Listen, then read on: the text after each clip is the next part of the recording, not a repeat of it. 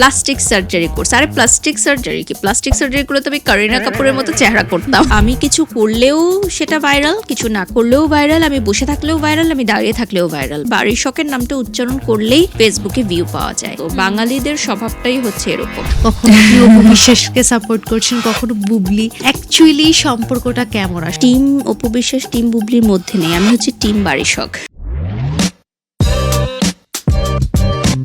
Hello viewers, সবাইকে আমন্ত্রণ জানাচ্ছি নিউজ 24 এর special podcast show social media স্টারে। সঙ্গে আছি আপনাদের সঙ্গে আমি কাজী অহনা, এবং আমার সঙ্গে আজকে যিনি আছেন তিনি কিন্তু আপনাদের খুব খুব খুব পরিচিত একজন মুখ। তিনি একজন ব্র্যান্ড প্রমোটার, তিনি মডেল, তিনি নৃত্যশিল্পী, সেই সাথে তিনি কিন্তু একজন উদ্যোক্তাও।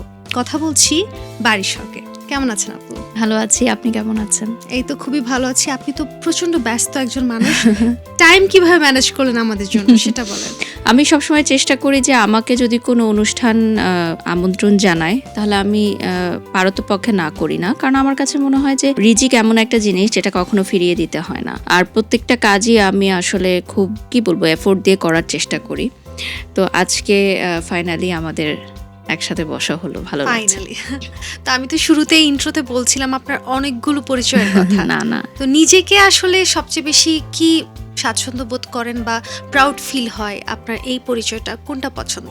ডেফিনেটলি এখন মনে হয় যে আমার মা হিসাবে এই পরিচয়টা হচ্ছে সবকিছু ছাপিয়ে গেছে। পাশাপাশি আমার মেয়ে তো এখন স্কুলে ভর্তি হয়েছে, তো যখন অন্য প্যারেন্টসদের সাথে ওকে স্কুলে নামিয়ে দিতে যাই তখন মনে হয় যে ওখানে শুধুই আমি একজন মা, মানে আমার আর কোনো পরিচয় সেখানে নেই। একদম সাধারণ জীবনে বারিশ কেমন? একদমই সাধারণ, যেভাবে আর বাকি সব আমার অডিয়েন্সরাও হয়তো এটা রিলেট করবে, যাদের সাথে আমার কখনো দেখা হয়েছে, কথা হয়েছে। আমি খুবই সিম্পল লাইফ লিড করতে পছন্দ করি। তবে এখন যেটা হয় যে এখন কোন একটা রেস্টুরেন্টে খেতে বসলাম বা কোন একটা জায়গায় ঘুরতে গেলাম, দূর থেকে পারমিশন ছাড়া আসলে ছবি ভিডিও করে। যেমন সেদিন আমি একটা জায়গায় ওপেনিং এ গেছিলাম, তো দেখলাম যে দূর থেকে একটা ভিডিও টিকটকে ছেড়েছে, যেটা আমি জানিও না। ভালো কথাই সে লিখেছে যে সে আমার সাথে লিফটে উঠেছিল এবং লিফটে তার আমার কিছু কথা শুনে মনে হয়েছে যে আমি ভালো একটা মানুষ।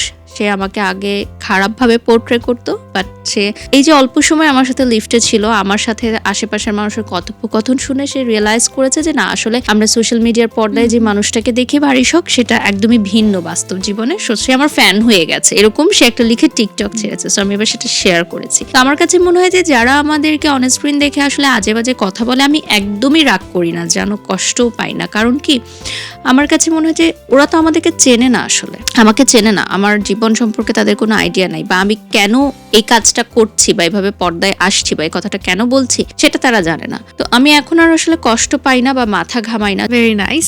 সো বাংলাদেশে কিন্তু ইদানিং সময় ব্র্যান্ড প্রমোশন কিংবা ইনফ্লুয়েন্সার, কন্টেন্ট ক্রিয়েটরটা অনেক বেশি দেখা যাচ্ছে বা সবাই একসেপ্ট করছে, বাট একটা সময় কিন্তু একসেপ্ট করতো না। আপনি যখন এই প্রফেশনে আসেন তখন অ্যাকচুয়ালি আপনার ফ্যামিলি, সোসাইটি কি একসেপ্ট করেছিল বা কিভাবে নিয়েছিল? আমার ফ্যামিলি ফার্স্টের থেকে যেটা ছিল যে আমার উপর একটা ট্রাস্ট ছিল যে না, ও শুরু করছে, আচ্ছা ভালো করছে। বাট একটা দ্বিধাদ্বন্দ্ব ছিল যে ও এতদিন মিডিয়াতে কাজ করে এসেছে, এখন আবার লাইভ প্রেজেন্টেশন করছে, আসলে ওর ক্যারিয়ারটা কোন দিকে যাবে। মানে you have no option, like যে এটা যদি তুমি ফেলিয়ার হও, তুমি কিন্তু পেছনেও যেতে পারবে না, আবার ফেল হয়ে যাবে। হ্যাঁ, মানে আমি যেই সময়টায় আমার প্রফেশনটা শিফট করেছি, সেই সময় আমাদের অনেক সিনিয়র মডেলরা, আমাদের অনেক কোরিওগ্রাফার, আমাদের অনেক ডান্স টিচাররা ফোন করে করে আমাকে বলছে যে বাড়ি সেটা করিস না। হ্যাঁ, কারণ লাইফে তুই প্রমোশন করতেছিস, ঠিক আছে, পরবর্তীতে তোকে মিডিয়ায় কেউ নিবে না, ক্যামেরায় তোকে কেউ নিবে না, তুই আমাদের সাথে আর কাজ করতে পারবি না, ভেবে চিন্তে কাজ কর। এখন কিন্তু যুগ আবার পাল্টে গেছে। এখন হচ্ছে ব্র্যান্ড প্রমোটারদের দিয়ে সবাই ওপেনিং করাচ্ছে, ব্র্যান্ড প্রমোটার্সরা মডেলিং করছে, ফ্যাশন শো করছে, কন্টেন্ট ক্রিয়েটররা বিভিন্ন প্রোগ্রামে স্পেশাল চিফ গেস্ট হয়ে যাচ্ছে। আমি যখন কোনো একটা জায়গায় অ্যাজ আ গেস্ট হিসেবে যাব, সেখানে আমার প্রায়োরিটি ডেফিনেটলি বেশি থাকবে। আমি অ্যাওয়ার্ড নিতে যাচ্ছি সেটা আলাদা, বাট যখন আমি স্টেজে অ্যাওয়ার্ড দিব, সেই জায়গাটা আমার আরো বেশি সম্মানজনক। তো সেটাই আসলে আমি বুঝাতে চেয়েছি যে যারা আমাদেরকে নিয়ে ফেসবুকে ট্রল করে বা নেগেটিভ কথা লেখে, তাদের হাতে এখন আমি পুরস্কার তুলে দিচ্ছি। তো জিনিসটা তো তাদের জন্য অপমানজনক, তাই না? কারণ হচ্ছে আমি যদি কাউকে নিয়ে কথা বলি বা আমি যদি কাউকে নিয়ে নেগেটিভ ভিডিও বানাই বা পোস্ট করি, তার হাত থেকে আমাকে অ্যাওয়ার্ড নিতে হচ্ছে, এটা আমার জন্য সম্মান হানিকারক না? তাই না? তুমি কি মনে করো? সো আমার কাছে ওই জিনিসটাই খারাপ লেগেছে যে আমাকে বিনা কারণেই কেন সোশ্যাল মিডিয়াতে কিছু মানুষ, কিছু গ্রুপ, এটা একটা শক্ত গ্রুপ ক্রিয়েট হয়েছে, তারা হচ্ছে আমাকে লেগ পুল করার ট্রাই করা অলওয়েজ। কিছুদিন পরপরই, এটা খুবই কমন একটা প্রশ্ন, আমি জানি হয়তো আপনি গেসও করতে পারবেন, কিছুদিন পরপরই সোশ্যাল মিডিয়াতে দেখা যাচ্ছে তনি আপু আর আপনার একটা পরোক্ষ ঝগড়া বলো, মনোমালিন্য এরকম চলতেই থাকে, কিন্তু কেউ কাউকে ডিরেক্ট কোনো কথা বলা হচ্ছে না। কখনো আপনি পোস্ট দিচ্ছেন বা কখনো সে লাইভের মাঝখানে কথা বলছে। এগুলোর শুরুটা হলো কিভাবে, এবং একটা আপনারা তো একসাথে কাজ করছেন না, এত টক্সিক বা তিক্ততা কিভাবে ছড়িয়ে গেল? ওই যে থার্ড পার্টির জন্য আমি বরাবরই বলবো যে সোশ্যাল মিডিয়া ট্রায়ালে পড়ে গেছি। তো এটাই আসলে, এটা নিয়ে যত কথা বলবো তত আসলে কথা বাড়বে। আমাদের এই ছোট্ট জীবনে এগুলো খুবই তুচ্ছ ঘটনা আমি মনে করি। আমাদের আসলে জীবনটা এত বেশি তুচ্ছ সময়ের জন্য আমরা এসেছি। আসলে রিসেন্ট কিছু নিউজ ফিডে আমি ইনসিডেন্ট দেখার পর এটা ফিল করি যে আসলে আমরা কিসের পিছনে দৌড়াচ্ছি বা কি করছি, আমাদের এটা নাথিং, মানে আজ আছি কাল নেই। সো আমার তখন আসলে রিয়েলাইজ হয় এবং আমার তখন মনে হয় যে মানুষের সাথে আসলে মনোমালিন্য রাখাটা আমাদের কখনোই উচিত না, কারণ আমরা পৃথিবী থেকে চলে গেলেও আমাদের এই মনোমালিন্যগুলোই রয়ে যাবে দুনিয়াতে। তখন না আফসোস করি যে আচ্ছা ঠিক আছে, মৃত্যুর আগে তার সাথে একবার কথা বলতাম আমি। ইটস নট লাইক যে আমি একটা পার্সনকে মিন করে বলছি, এটা হতে পারে আপনার কোনো একটা বেস্ট ফ্রেন্ডের সাথে আপনার ঝগড়া হয়েছে, হয়তো আপনার এক্সের সাথে আপনার মুখ দেখা দেখি বন্ধ, বা আপনার হাজব্যান্ড বা শ্বশুর বাড়ির কারোর সাথে আপনার মনোমালিন্য হয়েছে, এনিথিং, বা আপনার মা বাবার সাথে। অনেক সন্তানকে আমি দেখেছি বাবা মার উপর রাগ করে বাড়ি ছেড়ে চলে যায়।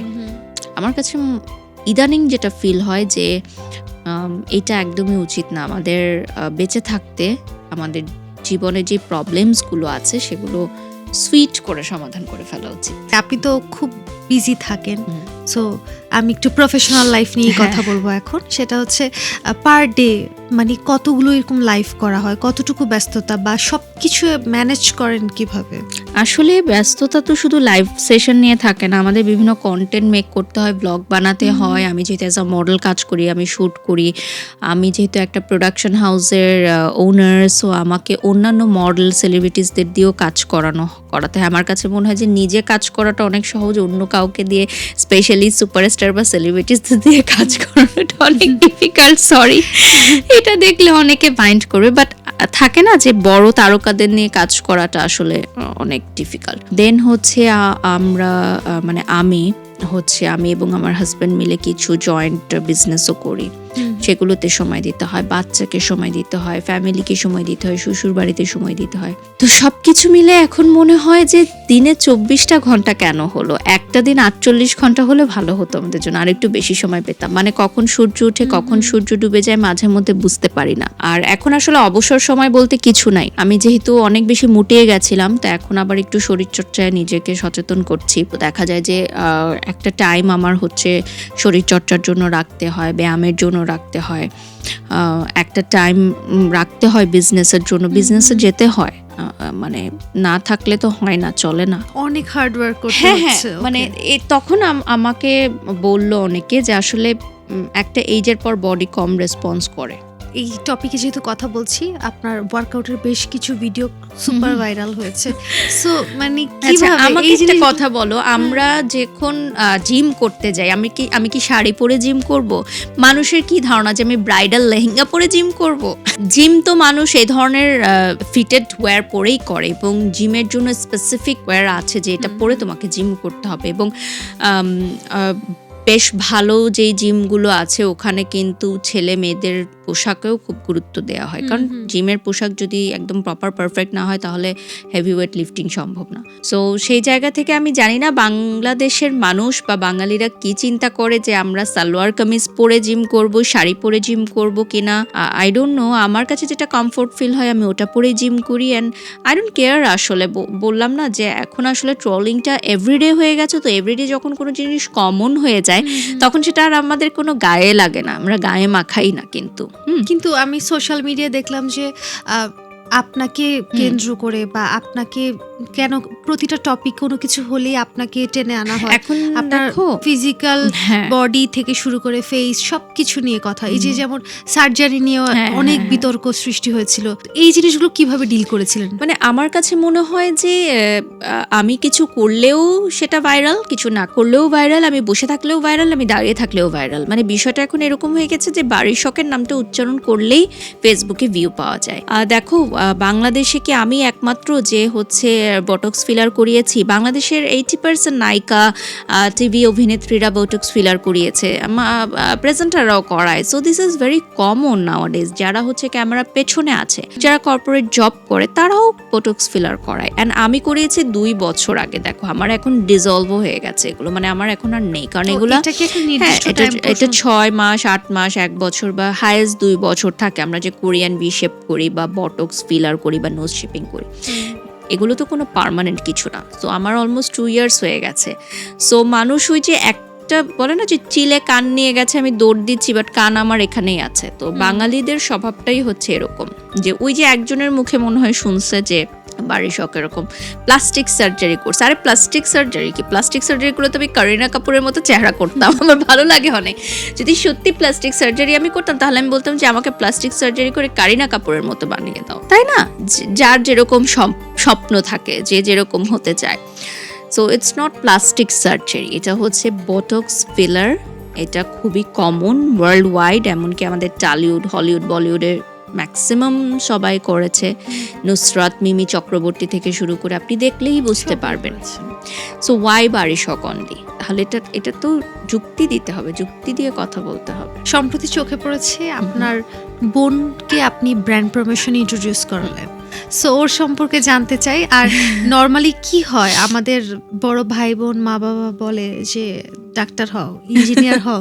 হ্যাঁ। সো সেই দিক থেকে খুবই ভিন্ন যে আপনি আপনার ছোট বোনকে খুব ইন্সপায়ার করছেন বা সুযোগ করে দিচ্ছেন। এই ওর সম্পর্কে একটু জানতে চাই। আর আপনি আসলে বিষয়টাকে কিভাবে দেখছেন?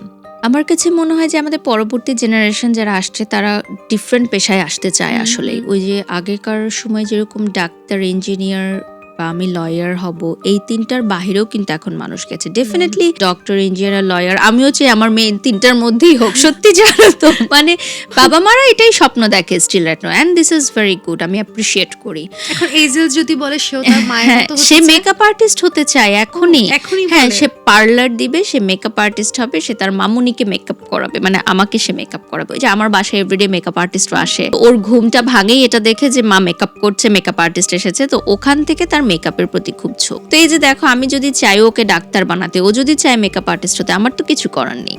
তো বিষয়টা হচ্ছে যে বাচ্চারা এখন অনেক বেশি, এখন তো অনেকে ইউটিউবার হয়ে অনেক টাকা কামাচ্ছে, এটাও কিন্তু খুব ভালো। কয়জন পারে, কয়জন এরকম ট্যালেন্টেড আছে। তো আমার ছোট বোন বেসিক্যালি ও হচ্ছে সঙ্গীত বিভাগে লেখাপড়া করছে। তো ও তো মিউজিক নিয়ে অনেক বছর ধরেই আছে। তো আমার কাছে মনে হলো যে ওয়াই নট ও ঘরে বসে না থেকে কাজ করুক।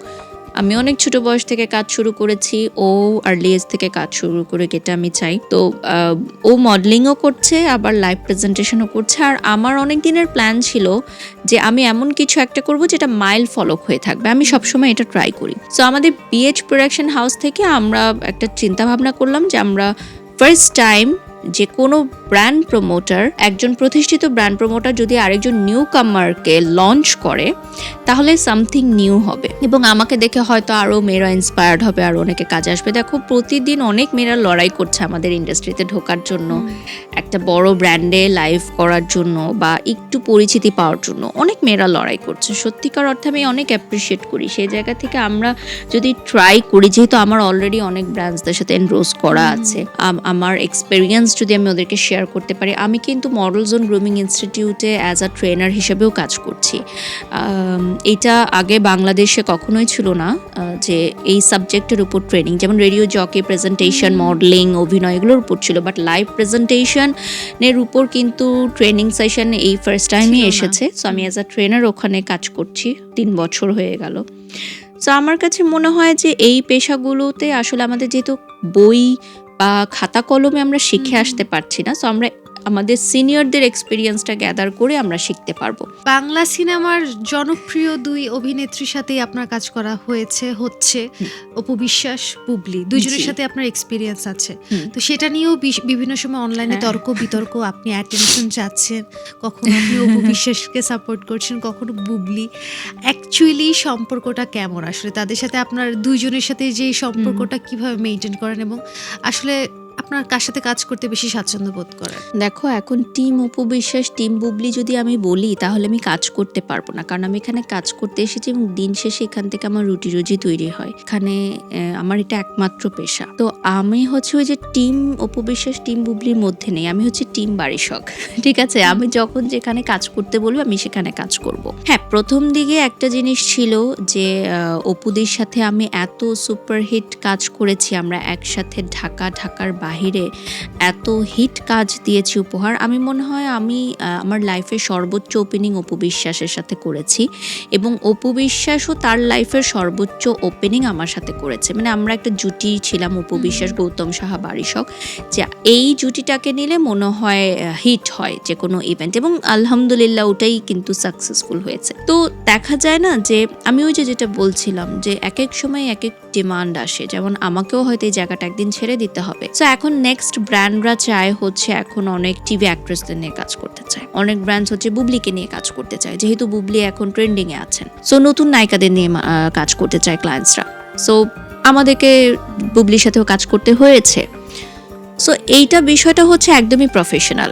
বাট অপুদির সাথে আমাদের একটা খুব সুন্দর সম্পর্ক রয়েছে। অপুদিকে আমি এখনো অনেক ভালোবাসি, শ্রদ্ধা করি, এবং আমি ওনার জন্য শুভকামনা জানাই। তিনি অনেক ট্যালেন্টেড একজন পার্সন, এবং তার কাছ থেকে আমি অনেক কিছু শিখেছি, আমি মিথ্যা বলবো না। একজনের সাথে কাজ করার কারণে অন্যজনের সাথে কি সম্পর্কে কোনো ডিফারেন্স এসেছে? আমার কাছে মনে হয় যে আপনার কি কোনো মানে বিব্রতকর সিচুয়েশন? না, আমার বিব্রতকর সিচুয়েশন কেন হবে বলো, কারণ আমি এখানে কাজ করতে এসেছি, আমি প্রথমেই বলেছি, এবং প্রত্যেকেই প্রফেশনাল খুব জায়গা থেকে। অপুদি বলেন, বুবলি বলেন, আমি শাকিব খানের সাথেও কাজ করেছি, আমি ওপেনিং করেছি শাকিব খানের সাথে। তো আমার কাছে মনে হয় প্রত্যেকেই যার যার জায়গা থেকে অসম্ভব ট্যালেন্টেড একজন পার্সন, এবং প্রফেশনালিজমের চূড়ান্ত পর্যায়ে আছে বলেই তারা এখনো সুপারস্টার টাইটেলটা মেনটেন করতে পারছে, হোল্ড করতে পারছে, right? This is not a easy title. Stardom, রাতারাতি স্টার হতে পারো তুমি, বাট সেটাকে ধরে রাখা আমি বলবো যে ইটস ভেরি মাচ ডিফিকাল্ট। আমরা যখন কাজ শুরু করেছি এরকম ছিলাম যে মেকআপ রুমে সিনিয়রদের সামনে মোবাইল বেজে উঠলে তাড়াতাড়ি রিংটোনটা অফ করে দিতাম, যে ওরা মাইন্ড করলো কিনা, বা সিনিয়র যারা আছে তারা রিংটোনের আওয়াজে আবার ডিস্টার্ব ফিল করলো কিনা। সো এখন তো ওগুলো নেই, লাজ লেহাজ নেই এখন। আসলে নিউ জেনারেশন যারা আসছে তারা, তো এটা থাকা উচিত আমি বলি, ভদ্রতা এবং গো উইথ দ্য ফ্লো, এরকম থাকে না। এখন এত নেগেটিভিটি, এত টক্সিসিটি, এগুলো এখন আমার মনে হয় কি যে আমি এখন পাথর হয়ে গেছি, আসলে কোনো কিছু আর কি টাচ করে না। যেমন আমাকে যদি কেউ বলে আপু আমি আপনার অনেক বিগ ফ্যান, তখনও আমি খুব একটা আনন্দিত হয়ে যাই না। আবার যদি কেউ আমাকে একটা গালমন্দ দেয়, সেটা তো আমি খুব একটা কষ্ট পাই না, কারণ বাংলাদেশের মানুষ আজ একে মহান করছে, কাল ওকে ছুঁড়ে ফেলে দিচ্ছে।